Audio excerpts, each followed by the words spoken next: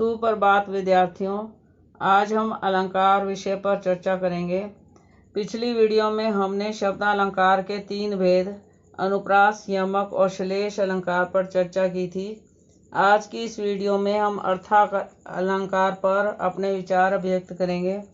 अर्थालंकार में सर्वप्रथम हम लेते हैं उपमालंकार, रूपक अलंकार, उत्प्रेक्षालंकार, अतिशयोक्ति अलंकार और मानवीकरण अलंकार।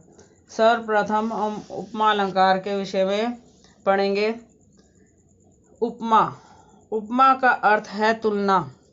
जहाँ उपमान से उपमेय की साधारण धर्म को लेकर वाचक शब्द के द्वारा तुलना की जाती है, वहाँ उपमा अलंकार होता है।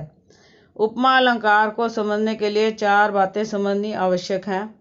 सबसे पहले उपमान क्या होता है? इस सृष्टि में बहुत सी चीज़ें अपने किसी विशेष गुण के कारण प्रसिद्ध हैं, जिन्हें उपमान कहते हैं। उपमेय किसी अन्य वस्तु की तुलना उस वस्तु से की जाए, प्रसिद्ध वस्तु से की जाए तो उसे उपमेय कहते हैं, जिसकी तुलना की जाती है।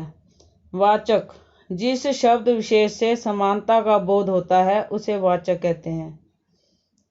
साधारण धर्म जो गुण उपमान और उपमेय दोनों में समान रूप से पाया जाता है उसे साधारण धर्म कहते हैं। जैसे इसे उदाहरण से समझ सकते हैं। नदियाँ जिसकी यश धारा सी बहती हैं अब भी निशिवासर। निशिवासर का मतलब दिन रात। जिसकी नदियाँ यश धारा की तरह बहती हैं। तो यहाँ पर उपमान क्या है? यहाँ पर यश धारा उपमान है और तुलना किसकी की गई है? नदियों की तुलना की गई है और सी वाचक है तथा बहती हैं साधारण धर्म है। यश धारा भी बहती है और नदियाँ भी बहती हैं, तो दोनों में समान गुण हो गया। तो यहाँ पर यह साधारण धर्म है। जिस काव्य पंक्ति में चारों तत्व होते हैं, मानो उपमान, उपमेय, वाचक और साधारण धर्म, उसे पूर्णोपमा कहते हैं। जैसे वह दीप शिखा सी शांत भाव में लीन। वह दीपक की लौ की तरह अपने ही भाव में शांत है और लीन है। लुप्तोपमा जब चारों अंगों में से कोई एक अंग लुप्त हो तो वहाँ पर लुप्तोपमा होती है। लुप्तोपमा लुप्त उपमा। कोई 4 अंगों में से कोई एक अंग ना हो, वहाँ पर लुप्तोपमा होती है। जैसे कमल कोमल कर में सप्रीत।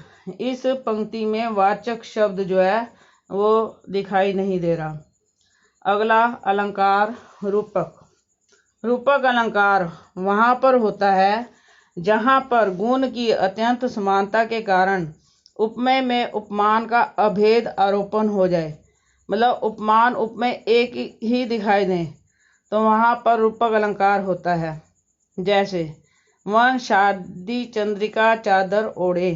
तो यहाँ पर चंद्रिका चादर, यहाँ पर उपमान क्या है?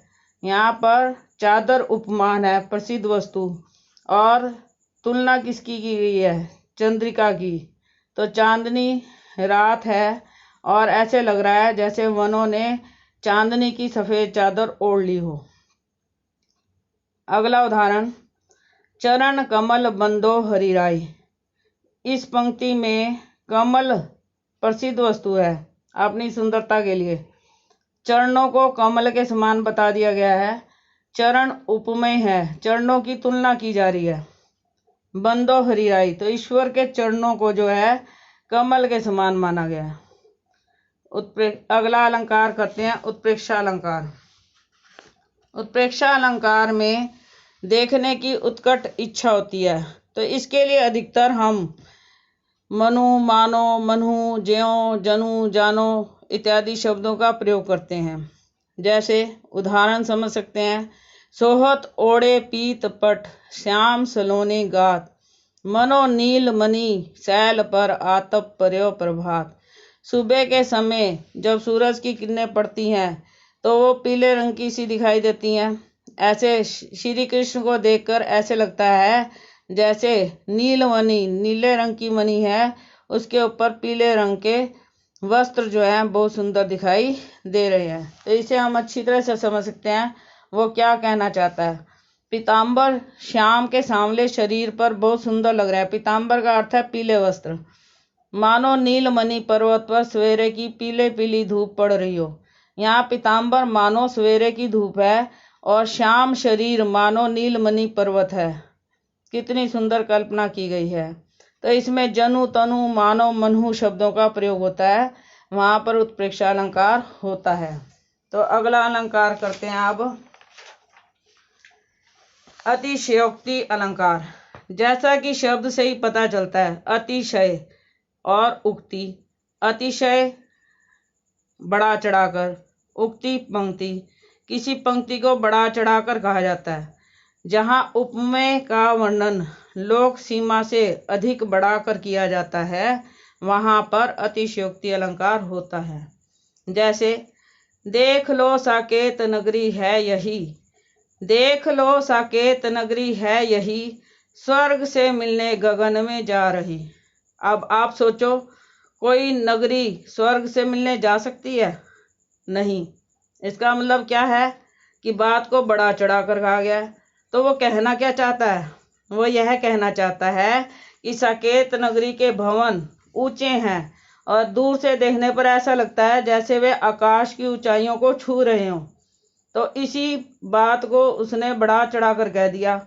हम समझ सकते हैं कि कोई भी नगरी स्वर्ग को छू नहीं सकती। तो ये बात को बढ़ा चढ़ा कर कहा गया, इसीलिए इसे कहा जाता है अतिशयोक्ति। अगला है एक साथ रघु ने पैरों से चांपा अविकल, पितृदत्त सिंहासन और सकल अरिमंडल। सारे ब्रह्मांड को एक पांव से नाप देना बात को बढ़ा चढ़ाकर कहा गया है, ऐसा नहीं हो सकता। अगला अलंकार है मानवीकरण अलंकार। मानवी जैसे कि मानव, मानव की क्रियाएं हैं सोना, उठना, बैठना, चलना। तो जहाँ जड़ चेतन पदार्थों को मानव क्रिया करते हुए दिखाया जाता है, वहाँ पर मानवीकरण अलंकार होता है। इसे इस उदाहरण से समझ सकते हैं। सागर के उर पर नाच नाच, सागर के उर पर नाच नाच, करती हैं लहरें मधुर गान। लहरें सागर के हृदय पर नाच रही हैं। तो लहरें तो प्रकृति की चीज है और उसे मनुष्य की क्रिया करते हुए दिखाई दिया है, नाचना और मधुर गान कर रही हैं। तो यहाँ पर मानवीकरण अलंकार है। हे रजनी वाले सज दज कर तुम कहाँ चली। रात को बाला की तरह बताया, एक बालिका की तरह बताया है जिसने श्रृंगार किया हुआ है, और रात को जब और लोग सो रहे हैं तो वह सज दज कर ना जाने कहाँ जा रही है। तो यहाँ रात्रि का मानवीकरण किया गया है। तो हम कह सकते हैं कि जहाँ प्रकृति की किसी वस्तु में मनुष्य जैसी क्रियाएं दिखा दी जाएं तो वहाँ पर मानवीकरण अलंकार होता है। तो मुझे उम्मीद है कि आपको सभी अलंकार अच्छी तरह से समझ में आ गए होंगे। धन्यवाद।